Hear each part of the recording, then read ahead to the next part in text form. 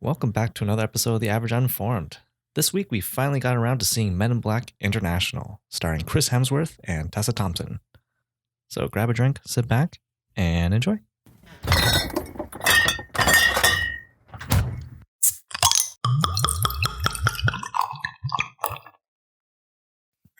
Don't tell me what I can and cannot hold for 2 hours.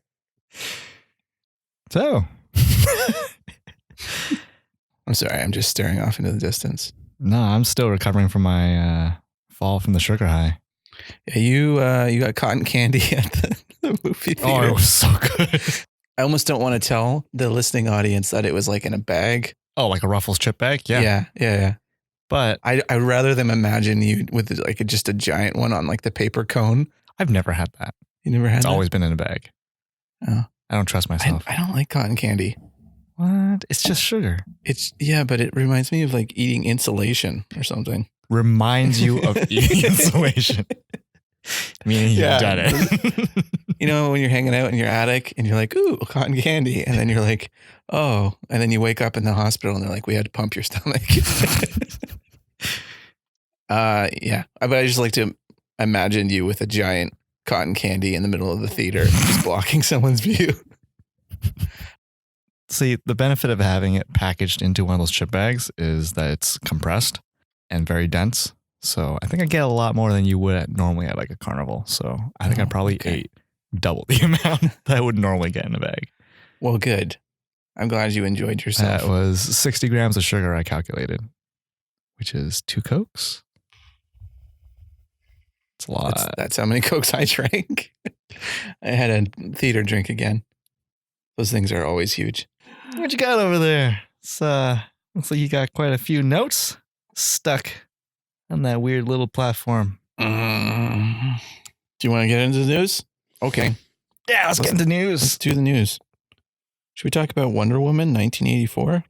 Sounds like old news, Josh. Okay. I'm hilarious. Get it? Because 1984. Post. What? Okay. Nothing. Go on. So, are you familiar with Maxwell Lord? That's a terrible name, but no. No, it's not, Victor. Max Lord. Max Lord, yeah. That's a terrible name. Go on. I like it. Okay. It's better than Victor. What? Ooh. All right, so Maxwell Lord, it's looking like he is going to be the main villain in Wonder Woman. Okay. So I didn't realize he had superpowers. All the times I've read him in comic books, he's just kind of like a business tycoon type guy, like a Norman Osborn or Lex Luthor type guy. Apparently, in this movie, he can grant wishes. So that's how they explained Steve Trevor coming back. Mm-hmm. And that is that's also how Cheetah becomes the Cheetah. So remember Kristen Wiig is it Kirsten or Kristen Wiig? Kristen Wiig. This is how she becomes that cat person. What was her wish? To become a cat person.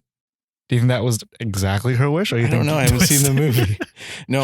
Who wishes for that? I think she wanted to be a hero at first, but then it slowly, maybe it rots her brain, or she's like, maybe this hero gig's not. I want to forever stand out in public, no matter what I wear. Yeah. Look like a crazy cat lady. What you looking up there, Victor? Max Lord. He is just a dude in a black t-shirt and jeans. Well, that's terrifying. And here he's smoking. Smoking? Oh, no. Oh, no. Not only is he a criminal, he's a bad influence for children. I think you're still on your sugar high, Victor. Yeah, I think so, too. Because the things you are saying are not actually funny, but you're giggling. Yeah, well. All right. I've got some other stuff we can talk about. Pixar is announced this week that they have another movie coming out June 19th, 2020 called Soul. Like Korea Soul? No, like the soul in your body. And the tagline is, ever wonder your passion, dreams, interests? Ever wonder where they came from? What makes you you? Yeah, I don't know what to say about that. I never know. I don't know. Like, what was the last Pixar movie that came out? Incredibles? Toy Story 4 came out today.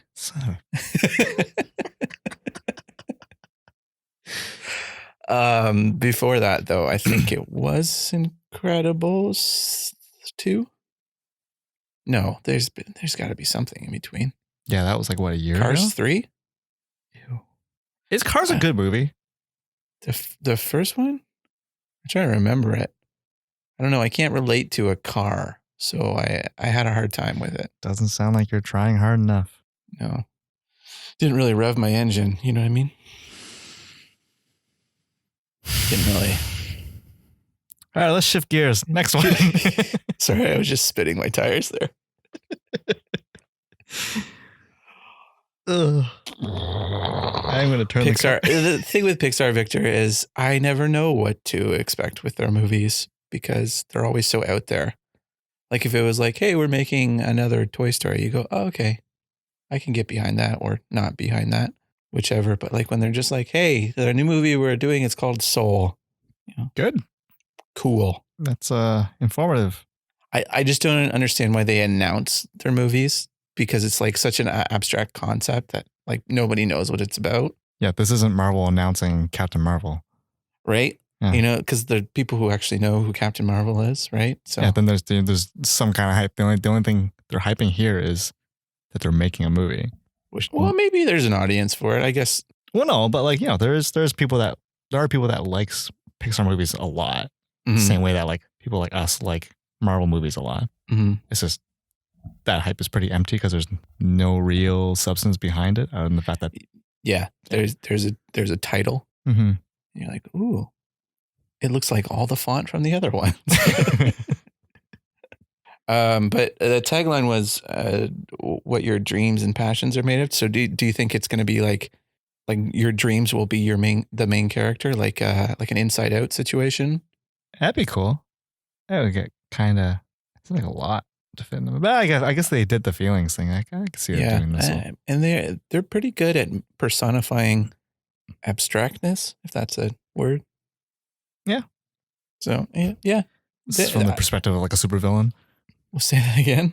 Be from the perspective of a supervillain, all his hopes and dreams. I'm sorry. I don't get what you mean. Like if this was from the perspective of a supervillain.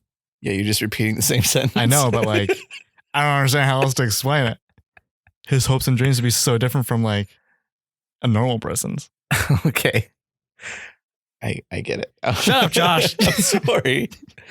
I just didn't understand what you're talking about. I'm just going to sink into my chair now.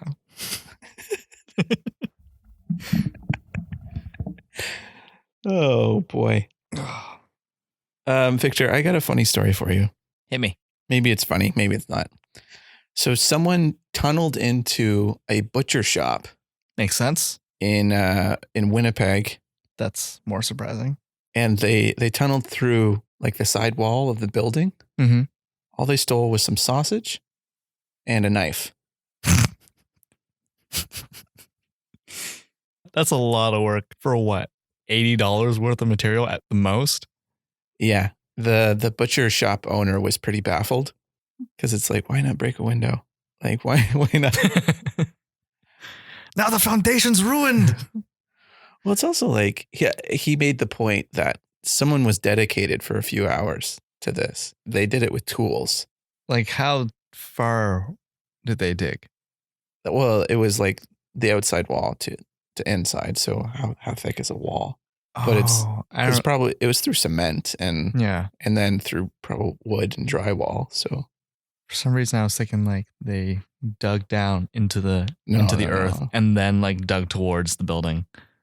That's okay. Let's try to get into the mind of the burglar. Do you think it was a mistake?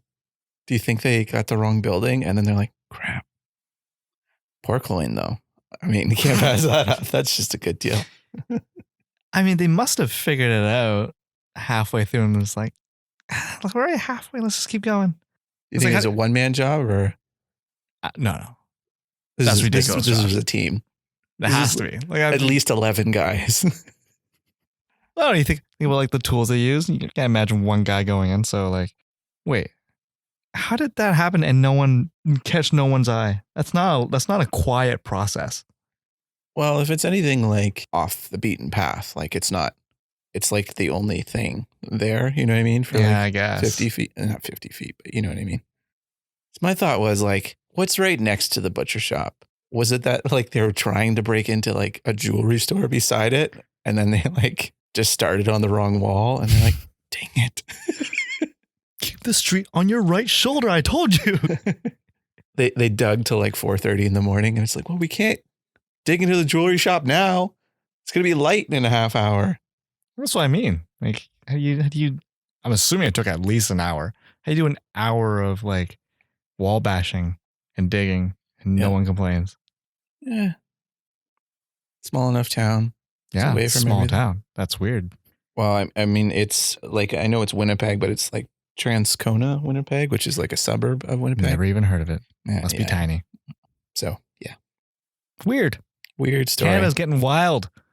Yeah. The rest of my news, Victor, is Marvel news. Not surprising considering all the hype coming out right now. Well, yeah, just Spider-Man is that they're doing their press tour now. So people are asking questions, getting answers. Let's start with some Shang-Chi, Victor. So they're starting to look for actors, as we talked about a few weeks ago, but they actually have, there's some names being tossed around now. All right. So we got Ludi Lin. Okay. You would know him from Power Rangers. He was the Black Ranger. Yes, I do. Yeah. Cool. Apparently he was an Aquaman as well. Probably not. I don't remember him in Aquaman, but he was apparently in it. He probably wasn't. I don't know if he's the front runner, but that's the one everyone is like, oh, I would rather him than this next guy, Ross Butler, who is from 13 Reasons Why. He was also one of the Shazam family. Oh, yeah, I remember. I recognize him. Yeah. Really? Shazam family and Marvel? I mean, I don't know if there's actually, like, people act like there's this line that you don't cross. Like, you can't do both. Like a non-compete? Yeah. I mean, very reasonable to expect that between companies like that, but it's not like he's Shazam. Like, it would be different if it was like, I'm Aquaman, but I also play Thor. It's different if you're just like, you're going to be a side character, right? I guess it's more like, oh, well, we want you in Shazam because that character is kind of crucial to the story. Oh, no, I'm going to be in Shang-Chi, so you're a competitor. Yeah, I prefer the other guy, to be honest, Ludi Lin. I don't remember anything Ross Butler did in Shazam, so, and I don't really remember 13 Reasons Why, so. Okay. Also, he was in Riverdale, apparently, or he is in Riverdale. Another person who is being rumored to be in Shang-Chi, probably not as Shang-Chi because he's a little old, Donnie Yen. I'm intrigued. So he's rumored to be playing this elder statesman character. Makes sense because he's old. Could also be the villain. And again, this is all rumor. This is not confirmed whatsoever, but maybe Donnie Yen's playing the Mandarin. Would you be down with that? Not really. I'd rather just what's his face to reprise his role as the Mandarin. You know what I'm talking about? Ben Kingsley. Yes. Sir Ben. Yeah. That's like didn't they say they had his face like reconstructed and yeah, but I thought it was more so that they wouldn't recognize him as the actor. Yeah. They really screwed that up. He looked exactly like Ben Kingsley. Hey, is that Ben Kingsley? Oh, man. I don't know. I don't like it'd be cool to see Donnie Yen as a villain. Because I don't think I've ever seen him in a villain role. That'd be kind of neat to see him in that. I think it would be cool to see him as the Mandarin. I don't know. It would be cool that the Mandarin is actually Agent Link. You don't have to do like the full Fu Manchu type wearing robes and long fingernails and looking like he's from Big Trouble in Little China or something like that. But, you know, it would make his nickname make sense if he was actually Mandarin. Would that be worse? What do you mean? People are like hating on it because it's kind of like a racial. There's a way to do it without it being. If they don't go full, like they don't lean into the whole Mandarin thing, but just it's just the name. Yeah. Yeah. Actually, I guess it was the comics. Isn't he like the modern version? Isn't just like a business dude? He's basically like a Tony Stark clone with. I haven't read too much of him when he's wearing the business suit. I've seen pictures of him though. Mm-hmm. Isn't that where they got the dragon tattoos in Iron Man 3? Yeah. He had the dragon tattoos over his chest at the end. Isn't that where they took that from? You know, I'm not sure. The long and short of it is, Victor, I would be okay with Donnie Yen being the Mandarin. You know who I would like as the Mandarin if it's not Donnie Yen? Who's the guy in Hard Boiled? The main character? Yeah. Oh, look this up. I feel like I should know this. Victor, it's only your favorite movie. It's not. Chow Yun You Fat? tell me that every day. You're just like, Josh, you know what movie I really love? Hard Boiled. I'm like, Victor, are you sure? I mean, They have there's dubs other in movies. And you're like, no. No matter what ever comes out in the future, Hard Boiled, greatest movie of all time. Yeah, you know what? That's coming back to me now. I remember that. Chow Yun Fat, is that what you said? Yeah. Yeah, I would be down with him playing the Mandarin. I don't know if I would like to him in that because he's old now. I don't know. Like I would like it if the Mandarin is kind of ancient looking, but is like very formidable. So you're looking for an old senile dude. Like he doesn't have to be like how Chow Yun Fat looked in beginning of Inception, but like he's just older, you know? And so you kind of go like this old business guy. And then he just, snaps someone's neck by flicking his fingers. Like that old lady from Daredevil? Yeah. Like Madame Gao? Yeah. Anywho, Shang-Chi, Victor. That's happening. I'm getting more excited for this movie. Yeah. If it goes in the tournament direction, I'm pretty excited. Ooh. Like seeing some other martial artists show up and doing like a Dragon Ball Z type tournament. That'd be cool. Where people are using like their chi and stuff. And at the same time, they're solving a murder mystery. Yeah. Okay, so Kevin Feige was asked about Venom. So they're talking about Spider-Man and they're like, hey, do you think they'll ever do a Venom Spider-Man crossover? And so he said, I shortened this because it's on a tiny little post note, but the quote was, I think it's probably up to Sony. Sony has both those characters and has Venom in their world. I don't know what plans they have for Venom 2, but it seems likely at some point down the road that there'll be a crossover. No. Now notice at no point does he mention Tom Holland. Oh. I think he's kind of saying that like, yeah, I'm sure Sony will introduce Spider-Man at some point. I don't think it's him saying like, Sony's just going to force Venom into our movies. I don't think he would allow it. No. I think he would burn that house down before he lets Sony just dictate something. It's disappointing because like, I don't know, like if you go with the traditional like contract that like Tom Holland has 6 movies. Yeah. Like 3 of his own and 3 in like whatever Avengers or whatever team up. Right. Then like there's only room for like one big story. So it's either the Sinister Six or the Venom saga. There's more than that. I know, but like those are like the fan favorite ones, right? Those are the ones that people want. No one likes the Clone Saga, Victor. I don't want to talk about that. Come on. You could have 2 Tom Hollands running around. Everyone would love that. You think it's either one or the other? You don't think it? I don't know. Like, even if they decide to do 2, like, even it's going to be terrible. Like, how do you fit both the Venom and Sinister Six into one 3-movie contract without having it be cut short? Because it's already on the 2nd movie. So, like, they would have to introduce either Venom or Sinister Six now and then conclude in the next movie. Yeah, I don't think we're going to see Venom in the MCU anytime soon. And if we do, it will not be Tom Hardy. I think if they are going to do a crossover, I think it is going to be like they hire someone new to play Spider-Man and he's in that some see universe, the Sony universe of Marvel characters. What do they have right now? They have Venom. Makes sense. Morbius. Oh, right. There was talk of a Black Cat Silver Sable movie at one point. There was talk of a Mysterio movie, but I think they've put that on ice since Mysterio became the Far From Home. And then there's a Craven movie, but I hope that goes the same way as Mysterio and they use Craven for Spider-Man 3. Craven would be cool. I'd like to see Craven done live action. But yeah, I think that's the way they're going to go. Although I wonder, because I didn't actually see this interview, I just read it. So I wonder what Kevin Feige's tone actually was and whether it's like, because he's putting it all on Sony and being like, well, they can do what they want. Yeah. So I wonder if he's like kind of commenting out loud that how he's not okay with them strong arming him. The entire time he's just giving something like the dead eye.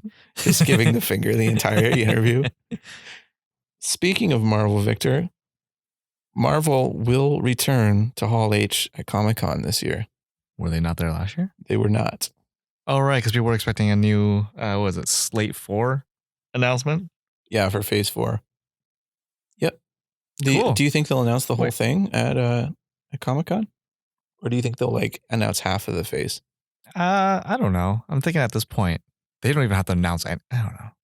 They've got such a like draw for the audience that like they don't really have to hype up anyone anymore. They just announce movies as they go. I think they at least need to acknowledge that Black Widow is filming. Oh, right. Because I was reading today, there was a quote about Black Widow.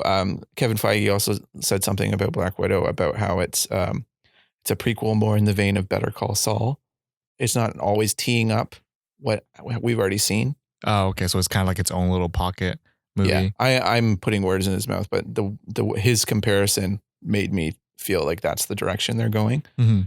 In the interview as well, he worded it in a way that it was like it wasn't acknowledging that it was happening. Mm-hmm. It was like, yeah, well, if we were to do a Black Widow movie, I think we would do it more like this. And it's like, but you are doing a Black Widow movie. It's filming right now. Oh, really? Next question. Everyone knows. It's like the worst kept secret. I don't know. A few weeks' time, he'll be like, we're filming a Black Widow movie. And then the Hall H audience will be like, uh-huh. Go on. Next. Who are we kidding? They'll scream and shout because everyone has to prove they're the biggest fan. I hate fans. I'm so bitter. I'm so bitter.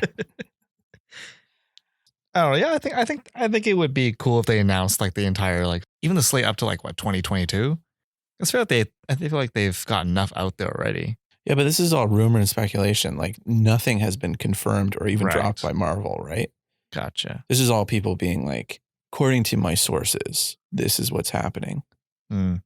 So the only ones that kind of seem like a real deal is Black Widow because they're filming it, and Eternals. Yeah. Do you see the headline with Keanu Reeves? Apparently, him and Kevin Feige had met. Yeah, yeah. Who do you think he would play? Oh, the Mandarin. Apparently, Keanu Reeves is Asian American, so I didn't know that. Sure, he is. Look at him. Well, he's half Hawaiian, I think, right? That's probably why. Yeah. Anyway, Keanu Reeves, so hot right now. Yeah, well, because we talked about him being sought after for the Eternals, but it could be anything. Because they asked Kevin Feige, like, oh, we heard Keanu Reeves, you talked to him. And he's like, wow, we talked to Keanu Reeves about every movie. What? They were talking about this on Screen Junkies today, and they were all positing who they thought Keanu Reeves could play. Mm-hmm. I, for one, think he should play the Silver Surfer.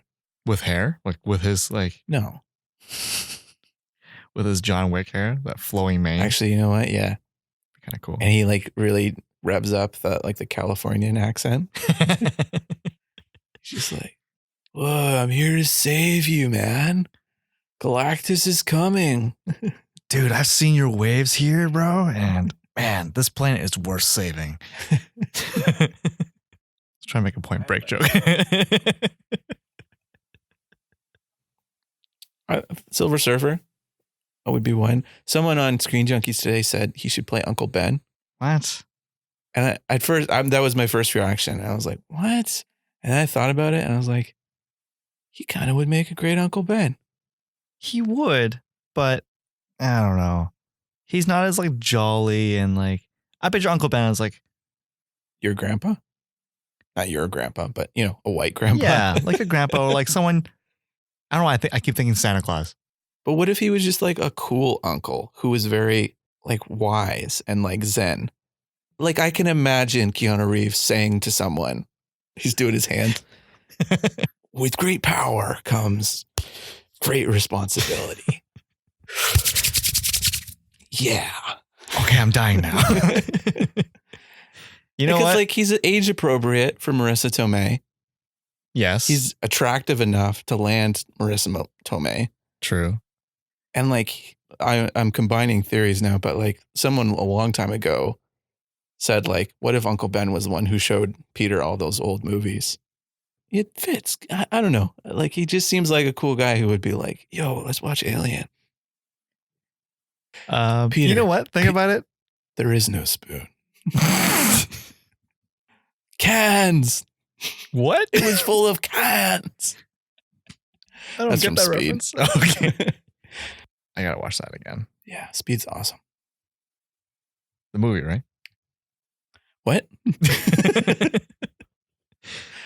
Yeah, you know what? The more I think about it, it's not really Uncle Ben, but like, I think Keanu Reeves would sell that part because he's just such a lovable guy that like you'd be in Pete's shoes feeling because it's Keanu Reeves. Yeah.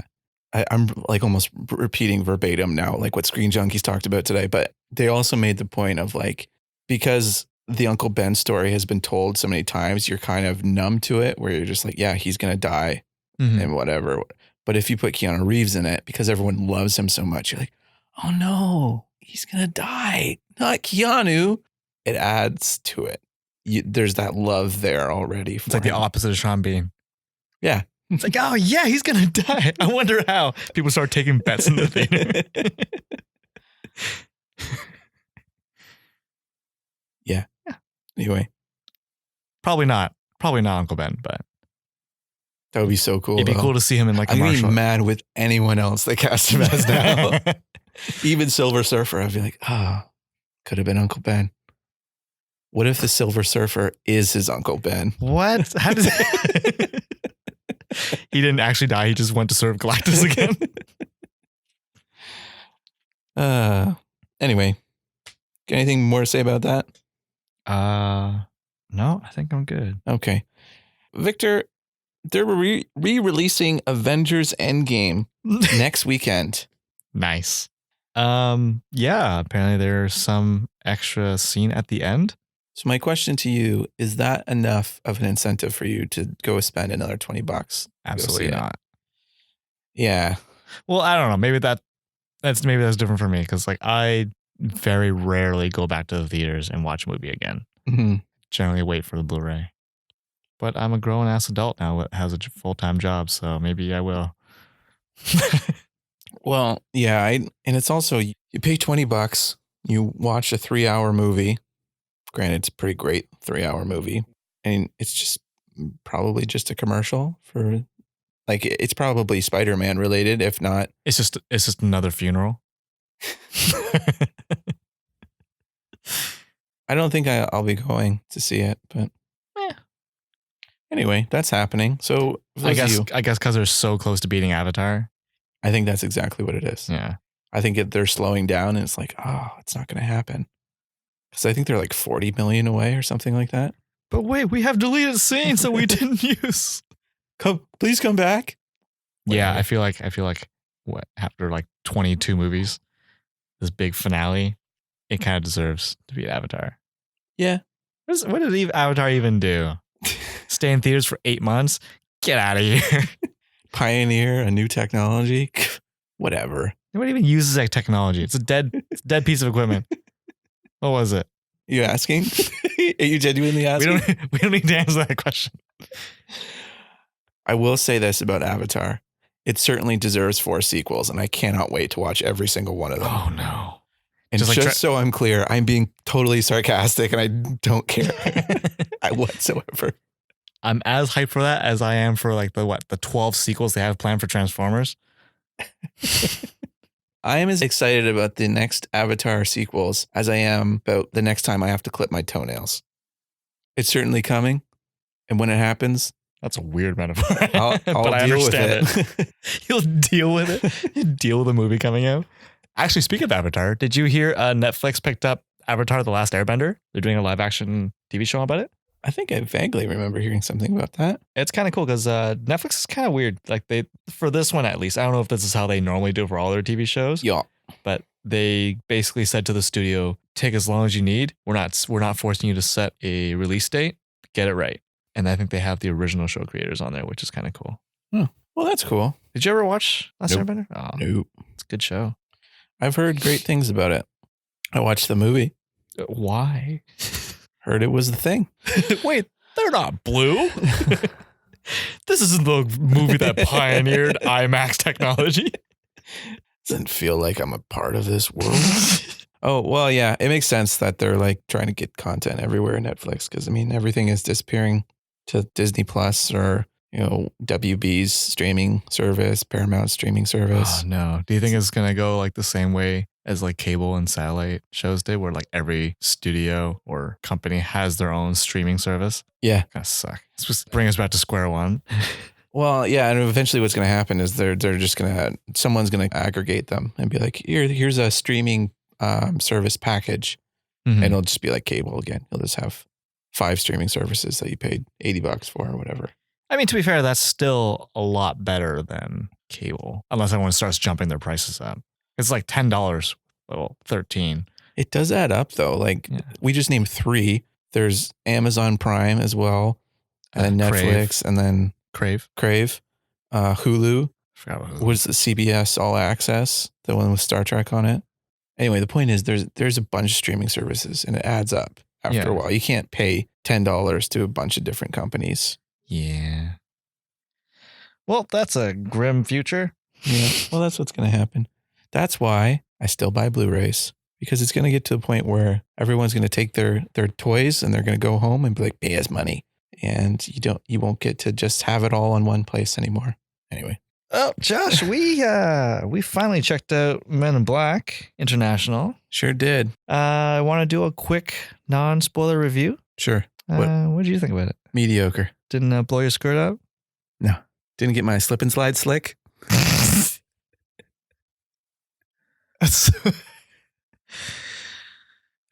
I really liked it. I would say it is just a step below Men in Black 1 for me. Okay. Yeah, I don't know. I liked Chris Hemsworth in that role. I liked Tessa Thompson. I liked Jakey.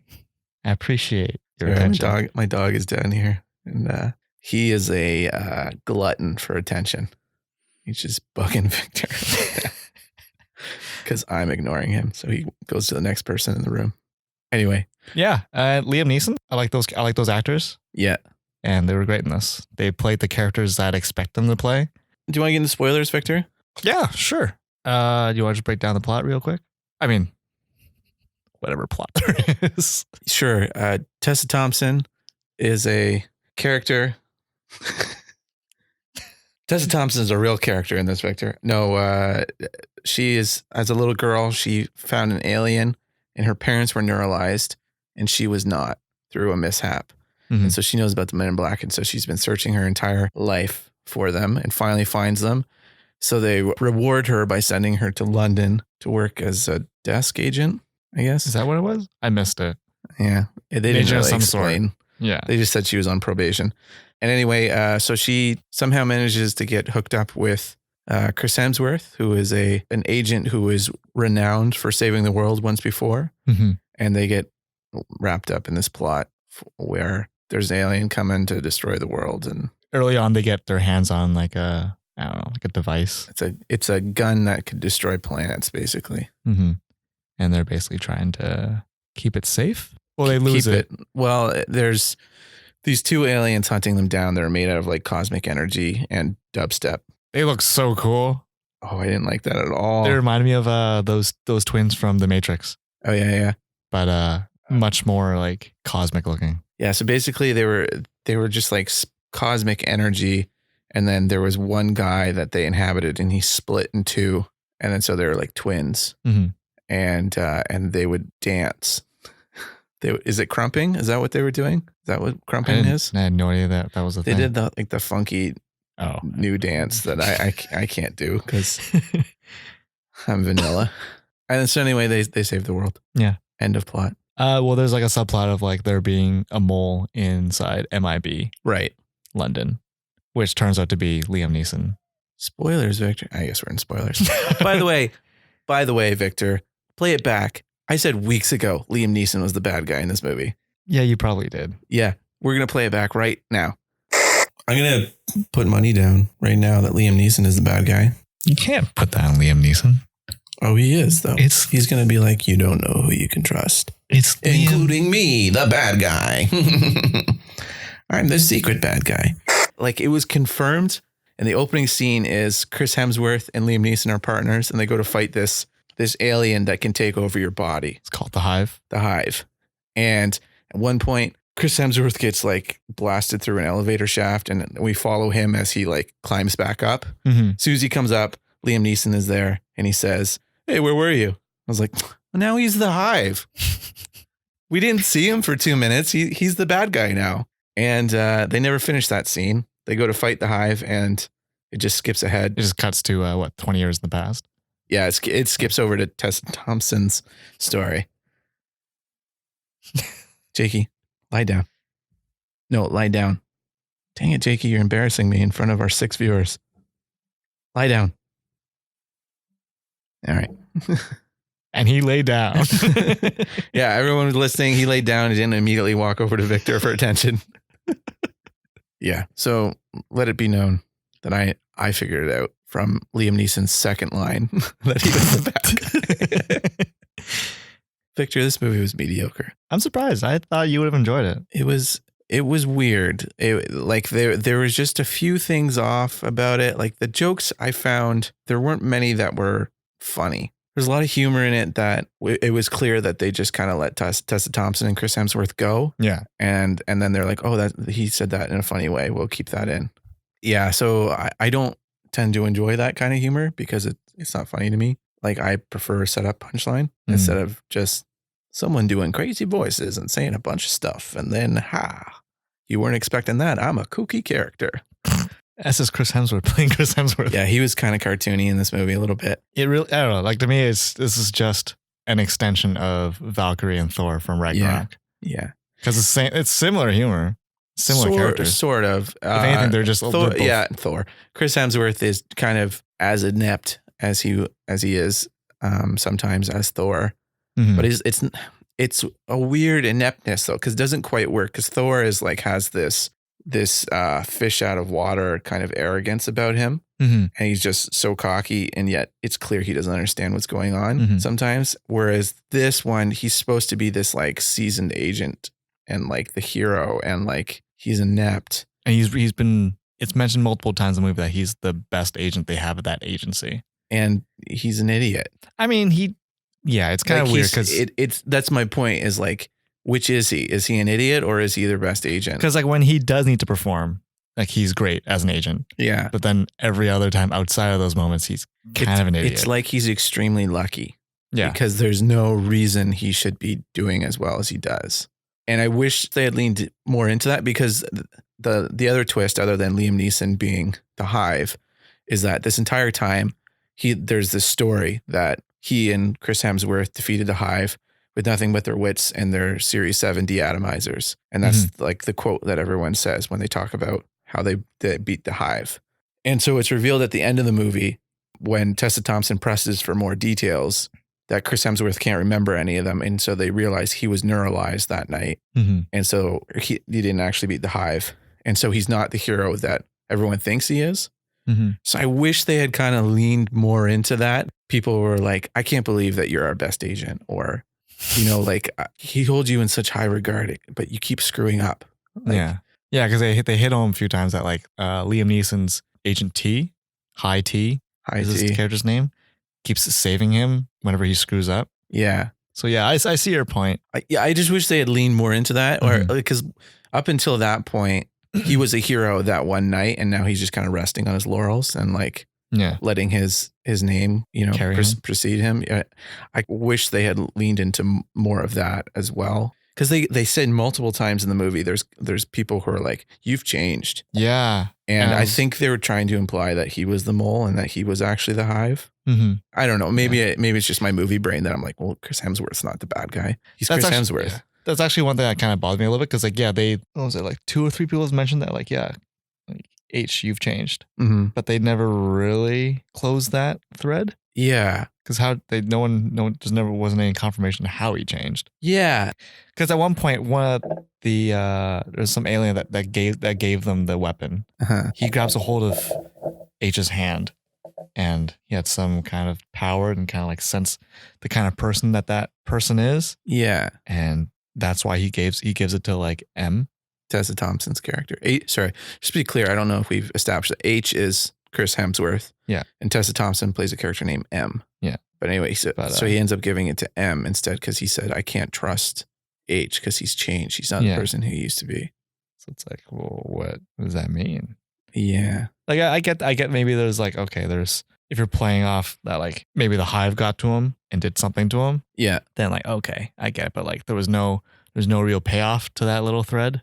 No. I'm just confused now. Yeah. And the other thing that, again, I wish they'd lean more into was Tessa Thompson's character. So she spent her entire life trying to become a Men in Black agent. Like they show, there's a montage at the beginning where she is applying to the FBI and the CIA and other government agencies. And she keeps kind of saying like, maybe I want to be, with the guys who deal with, aliens or whatever. And they all laugh her out of her interviews, but they all start with, your test scores are amazing. You're the top of your class and everything. Yeah.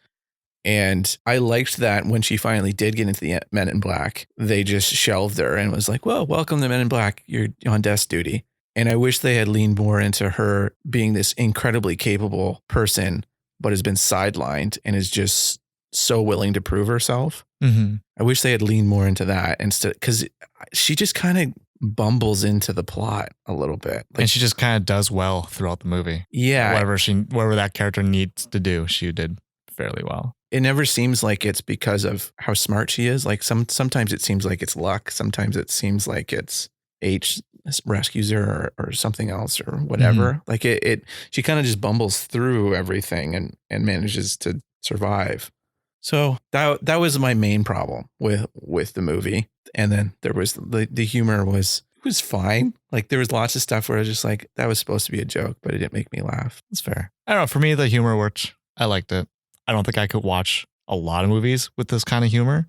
It's similar to like Ragnarok and What We Do in the Shadows. Is that the name of the movie? Yeah. It's like it feels very improv. Yeah. Okay. Yeah, but I would point out that it's not as witty as those two movies that you just mentioned. No, it's just definitely more leaning towards like the goofy side, which I don't know. Maybe it's because I had 3/4 of a bag of cotton candy, but it did pretty well for me. I liked it, and it got me giggling quite a bit. So yeah, there were some jokes I laughed at. There were some funny things there. There's one part that made me like smack my face because I was like, that's so dumb.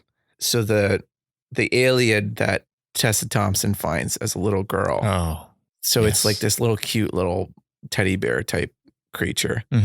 And so she rescues it from the Men in Black. She says, they're here to take you back to wherever you need to run. And so she makes friends with it and it runs off into the night. And then, but not before she tells it it's her name is Molly. Molly. And then it says something in an alien language.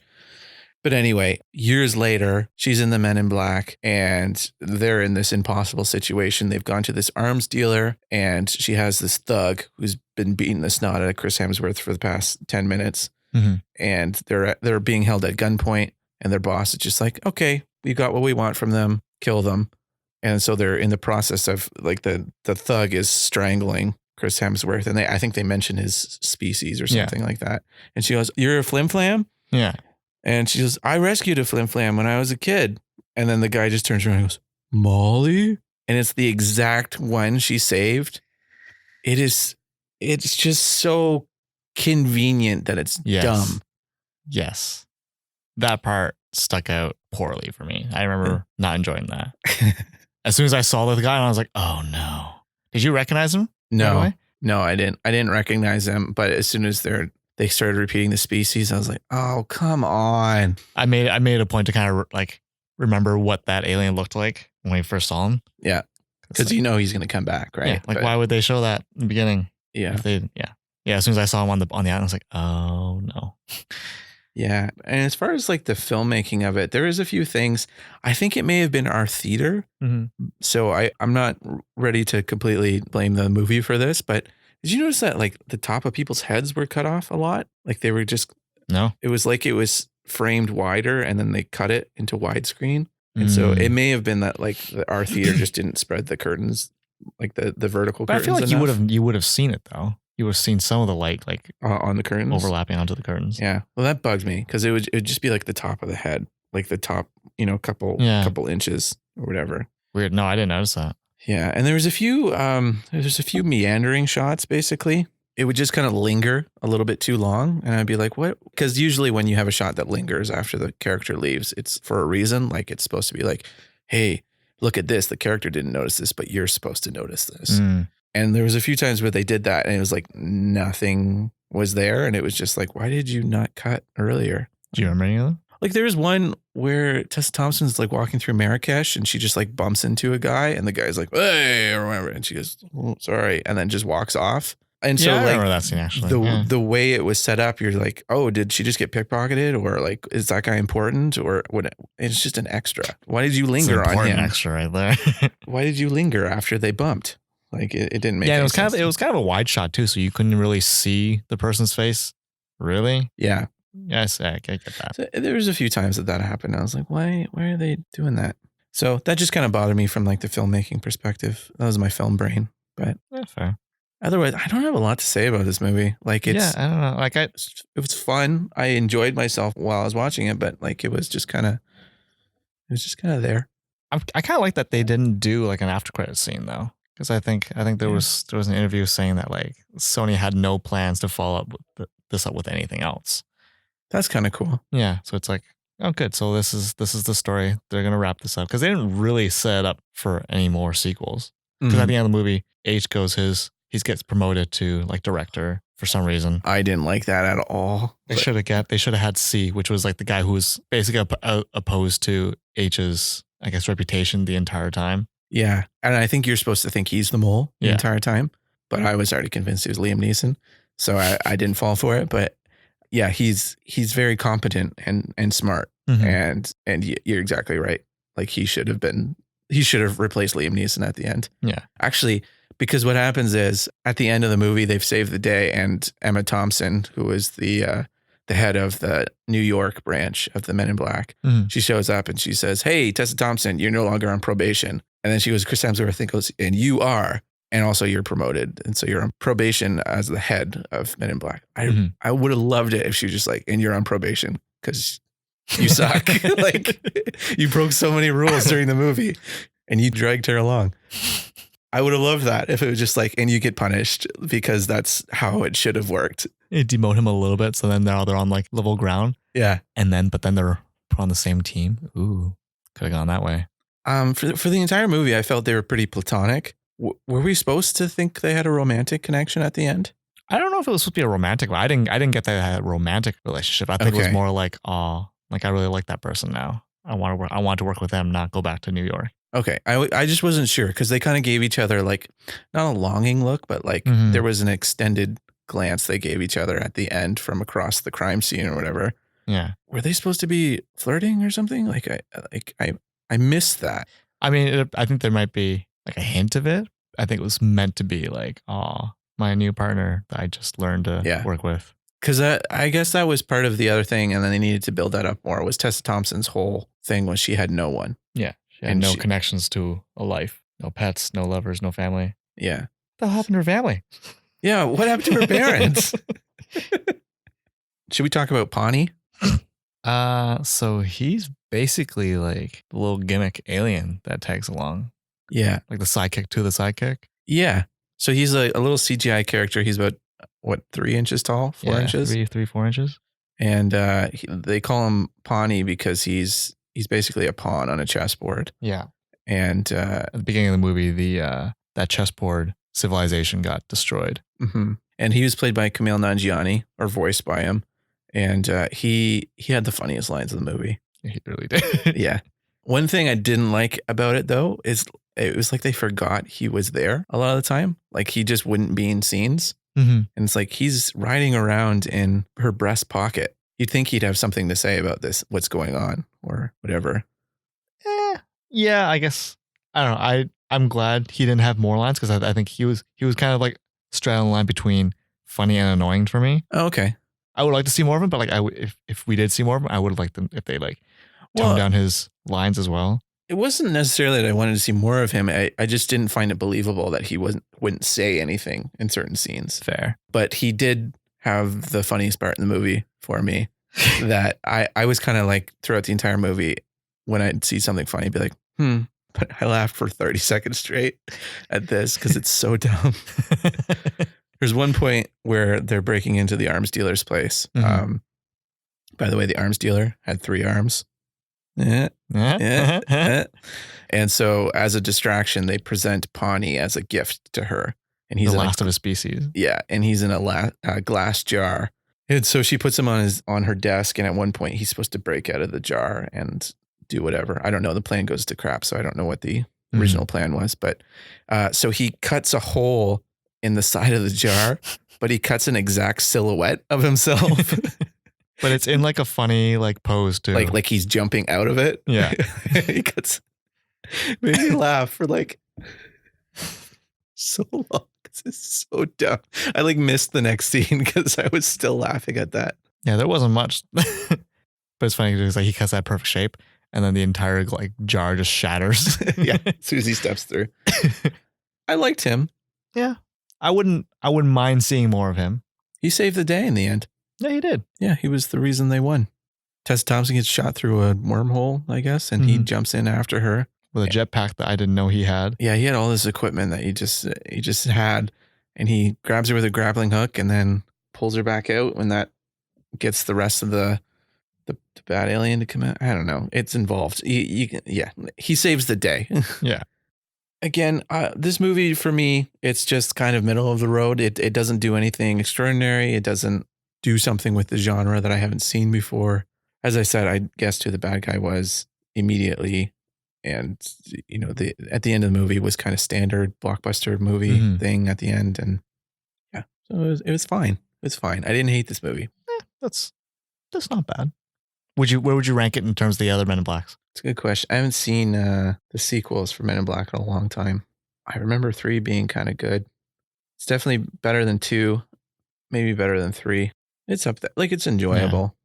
Yeah. It's way behind the first Men in Black. Yeah. Yeah. It's not even close. I think I rank them the same, but I think it's closer to the first one that is for me than it is for you. Yeah. Because I don't know. Like I think it hits all the right notes for a Men in Black movie. It deviates a little bit from the other ones where like the main characters are on the run, which we haven't seen in the Men in Black movie. Yeah, and they're certainly original characters too. Like they're not. It's not J and K again, but with different actors. Yeah, because like the only returning character is the pug. Well, Emma Thompson's character was in 3. Oh right, yes. But yeah. Yeah.